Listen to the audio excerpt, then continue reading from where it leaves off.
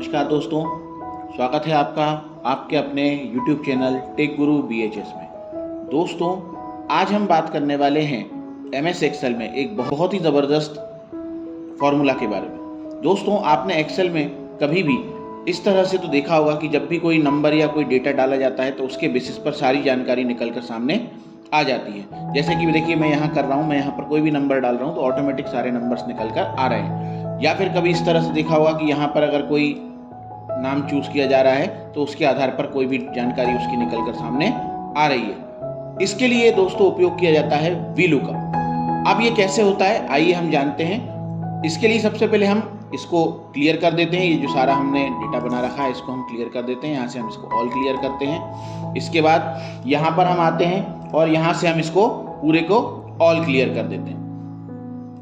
चलिए दोस्तों, अब बात करते हैं। हमारे पास ये जो डेटा है इसके आधार पर हमें जानकारी निकालना है। हमें सीरियल नंबर के बेसिस पर एम्प्लॉय की सारी डिटेल निकालना है। तो यहाँ पर हम एक फॉर्मूला लगाएंगे जिसे बोलते हैं VLOOKUP। फॉर्मूला लगाने से पहले हम यहाँ पर इक्वल दबाएंगे, क्योंकि एक्सेल में कोई भी फॉर्मूला विदाउट इक्वल काम नहीं करता है मित्रों। इसके पहले हम यहाँ कुछ फॉर्मेटिंग कर देते हैं कि यहाँ पर हमने सिलेक्ट कर लिया। सिलेक्ट करने के बाद हमने यहाँ पर बॉर्डर वगैरह दे दिए। इसके बाद यहाँ पर जो टेक्स्ट है वो हमने लगभग 14 का रखा है, बोल्ड कर दिया है। अब हम यहाँ पर लिखना शुरू करते हैं। इक्वल यहाँ पर हमने लगाया VLOOKUP। VLOOKUP जब आप लगाते हैं दोस्तों तो आपको इसमें 3 चीजें याद रखनी है कि किसका निकालना है, कहां से कहां तक निकालना है और क्या निकालना है। ठीक है दोस्तों, तो अभी हमें VLOOKUP वैल्यू जो है किसकी निकालना है, इसकी। तो इस सेल को हम यहाँ पर सिलेक्ट करेंगे। ये वाला जो सेल है हमारा, इस सेल को हम यहाँ सिलेक्ट करेंगे कि हमें इसके बेसिस पर निकालना है। इसके बाद हम लगाएंगे यहाँ पर कॉमा।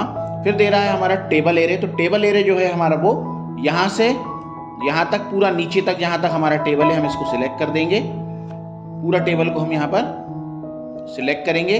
सिलेक्ट करने के बाद यहाँ पर हम कॉमा लगाएंगे और कॉमा लगाने के बाद हम कॉलम इंडेक्स नंबर यहाँ पर डालेंगे। एक्चुअली दोस्तों यहाँ पर देखिए टेबल 1 आ रहा है, तो इसको हम थोड़ा सा चेंज कर देते हैं और चेंज करके हम यहाँ पर लिख देते हैं। हमें निकालना है B कॉलम के 3 से B3 से निकालना है हमें, और G53 तक का हमें निकालना है डेटा। तो हम इसको कर देते हैं, कॉमा लगाते हैं। अब कॉलम इंडेक्स नंबर जो है वो हमें निकालना है। तो वो हमारा कॉलम इंडेक्स नंबर जो है वो कौन सा रहेगा, कॉलम इंडेक्स नंबर जो है वो हमारा रहेगा कि हमें निकालना है कहां से, C2 से। क्यों? क्योंकि हमने सीरियल नंबर के बेस पर निकालना है और नाम निकालना है हमें।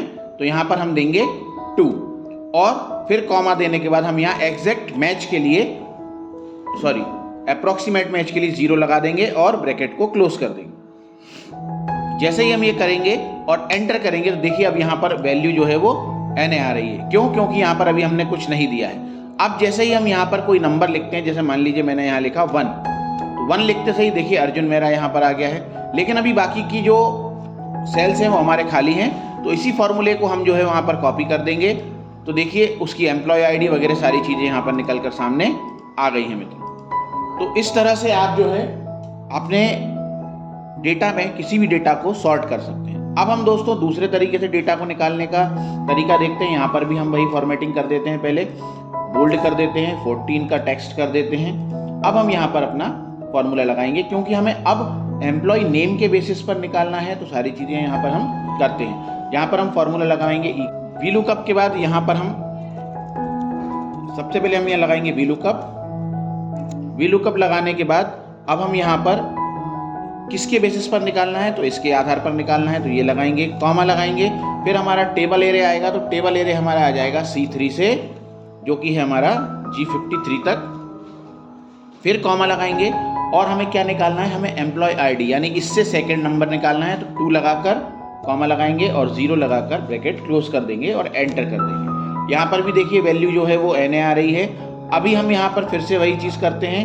अब हम यहाँ अगर कोई नाम डालेंगे, जैसे हमने यहाँ डाल दिया अर्जुन मेहता, तो देखिए इसकी एम्प्लॉय ID 1 आ गई है। इसी तरह से हम इसको यहाँ से देखिए नॉर्थ भी आ गया, उसका सेल्स भी आ गया और उसने क्या प्रोडक्ट बेचा वो भी आ गया। अब हम यहाँ, चलिए दोस्तों अब यहाँ पर एक और नई चीज़ हम सीखते हैं। यहाँ पर हम पहले इस सेल को सिलेक्ट करेंगे, डेटा टैब में जाकर डेटा वैलिडेशन पर जाएंगे। डेटा वैलिडेशन में आने के बाद हम यहाँ से लिस्ट को सिलेक्ट करेंगे। लिस्ट को सिलेक्ट करने के बाद जो सोर्स है उसमें हम सिर्फ ये नाम वाले जो कॉलम है इसको हम यहाँ पर सिलेक्ट करेंगे।